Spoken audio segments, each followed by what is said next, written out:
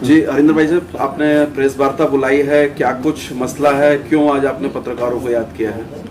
ये बुलाई तो वैसे आपने ही है। हाँ आपने जो कल सोनू शर्मा की इंटरव्यू ली हाँ जी, हाँ जी तो मैंने भी जरूरी समझा भी जवाब तो देने चाहिए। जी। तो हम उससे सवाल कर सकते हैं जो सोनू के कल सवाल थे। मैं चाहूंगा कि ब्लॉक प्रमुखी चुनाव का जो पूरा माहौल चल रहा है वहां से बातचीत शुरू करें, किस तरीके की तैयारी कांग्रेस की चल रही है उसके बारे में बात। देखिए, भाजपुर के चुनाव में आपके सब सामने है कि जनता ने जो अपना पूरा बहुमत दिया वो कांग्रेस पार्टी के बीटीसी मेंबर 40 में से 28 बने।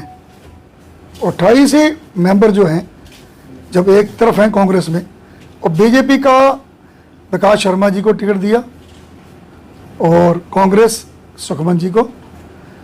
अब रहा सवाल, ये तो जनता का निर्णय है और हमारे पास अभी आपने देखा होगा कि कई आरोप भी लगे एक दूसरे पे, मुकदमे झूठे किए गए।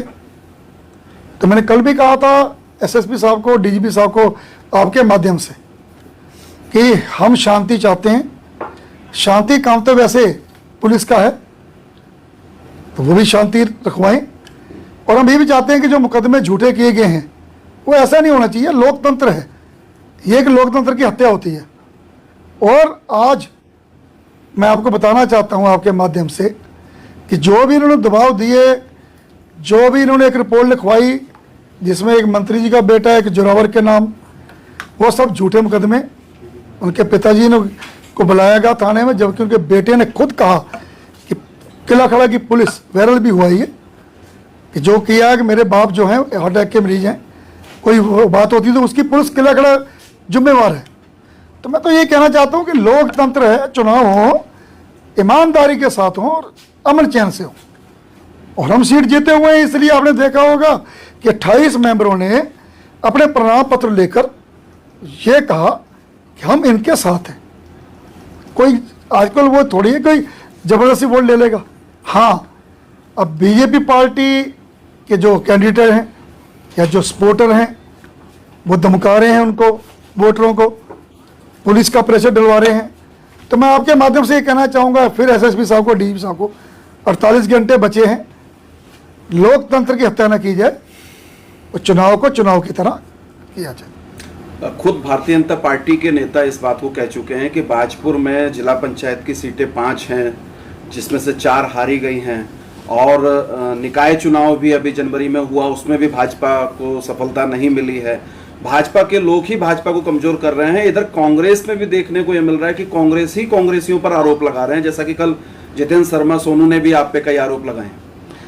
देखिए, भाजपुर में जसपाल आर्या जो यहाँ के विधायक हैं, ओपोजिशन लीडर हैं, जसपाल आर्या के जब से वो 12 में आए हैं उससे पहले क्या हाल था। रोडें नहीं थी, विकास नाम की चीज़ नहीं थी, उन्होंने विकास किया। नरेंद्र तिवारी के बाद किसका नाम आता है तो जसपाल आर्या का आता है। रही बात जितनी भी सीटों के चुनाव हुए हैं, एवन की ये जो नगर पालिका का चुनाव हुआ है, ये भी कांग्रेस का कैंडिडेट जीता। 2 बार के विधायक, 3 बार, अब तीसरी बार फिर जीते।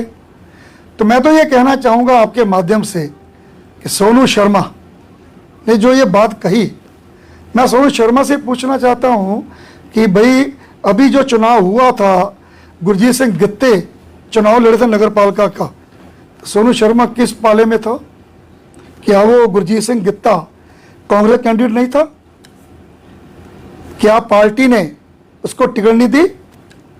जब पार्टी का एक निर्णय हुआ कि नगर पालिका का चुनाव गुरजीत सिंह गित्ता को दिया जाता है, तो सोनू शर्मा ने राजकुमार को खड़ा करके शरेआम उसको हराने की कोशिश की। एक बात मैं जरूर कहना चाहूंगा आपको, उसके बाद इन्होंने, जब वो पब्लिक का निर्णय होता है, वो जीत गया, फिर भी इनके ऊपर कोई कांग्रेस में मांग की गई कि इनको पार्टी का बाहर का दरवाजा दिखाया जाए। तो ये लगा ली, बड़े मुंह से नहीं मैं कहना चाहता, उसमें हरिंदर सिंह लाडी का बहुत बड़ा रोल था। अभी जो जिला पंचायत का चुनाव लड़े हैं, ये पूरे उत्तराखंड में 73% पब्लिक ने बहुमत दिया कांग्रेस को। भाजपुर में भी जो कांग्रेस के कैंडिडेट थे वो बैंतखेड़ी से लेकर इस सीट से फरकान को लेकर इवन कि सोनू शर्मा भी कांग्रेस की टिकट से लड़े। उसमें भी हरिंदर सलाडी का बहुत बड़ा रोल है। सोनू शर्मा स्वयं मेरे घर आए, मैं मंत्री के पास लेके गया क्योंकि वो तो लड़ा चुके थे, बगावत कर चुके थे कांग्रेस के खिलाफ। हरिंदर सिंह लाडी ने कभी भी भीतरघात नहीं किया होगा। लेकिन उनका आरोप तो आप पर भीतरघात का ही है ना। वो ये कह रहे हैं कि आप जब यूपी में जाते हैं, बिलासपुर में जाते हैं तो भाजपा के कैंडिडेट को आप चुनाव लड़ाते हैं, भाजपुर में आते हैं तो आप कांग्रेसी हो जाते हैं। और उन्होंने स्पष्ट तौर पे कहा कि उनकी माताजी को और सोनू शर्मा को हराने का काम जो किया है वो हरिंदर सिंह लाडी जी के लिए द्वारा ही हुआ है, किसी और का नाम नहीं। उसी का भी मैं जवाब देता हूँ। देखिए, असली जो जयचंद है वो सोनू शर्मा ओरिजिनल जयचंद है। मैं सोनू शर्मा से एक सवाल करना चाहूंगा, सोनू शर्मा आज कहाँ है? आज जो टिकट दिया गया है बीजेपी का वो विकास शर्मा को दिया गया है। कांग्रेस टिकट सुखमन ओलक को दिया गया है। कहाँ है सोनू शर्मा? जो 3-4 के वोट है वो कहाँ है? आए ना, कांग्रेस समर्थन दें। वो कह रहे हैं उनको इन्वॉल्वमेंट ही नहीं किया गया, उनको बुलाया ही नहीं गया, प्रक्रिया में शामिल नहीं किया गया। देखिए, कांग्रेस से जब टिकट मिल जाती है, जो कांग्रेस की पार्टी के माइंडेड लोग होते हैं वो खुद आते हैं। वैसे आपने संपर्क किया, करने की कोशिश की थी? संपर्क संजीव आर्य ने किया। इन्होंने ये कहा कि हम आपके साथ आएंगे, आश्वासन दिया। उन्होंने कहा कि जीत की बधाई तक नहीं दी है, फोन पर भी बधाई नहीं दी है हरिंदर सिंह लाडी जी ने, मिलना तो दूर की बात है। देखिए, अब सोनू शर्मा झूठ मारे तो उसका इलाज नहीं। सोनू शर्मा की जीत के बाद स्वयं हरिंदर सिंह लाडी ने बधाई दी। वो कह रहे हैं कि आप कांग्रेस की जड़ें खोदने का काम कर रहे हो। देखिए, ये तो मैं चाहूंगा कि मेरे जितने पत्रकार भाई बैठे हैं ये जनता से पूछ लीजिए कौन जड़ खोद रहे हैं। हर बार जड़ इन्होंने खोदी। सोनू शर्मा तो पूरा प्योर जयचंद है, उसका दाव चलता, अपने चाचा को भी काट देता है वो, अमराज शर्मा को भी। तो उन्होंने आरोप क्यों लगाए, क्या लगता है? देखिए, उसकी सोच है।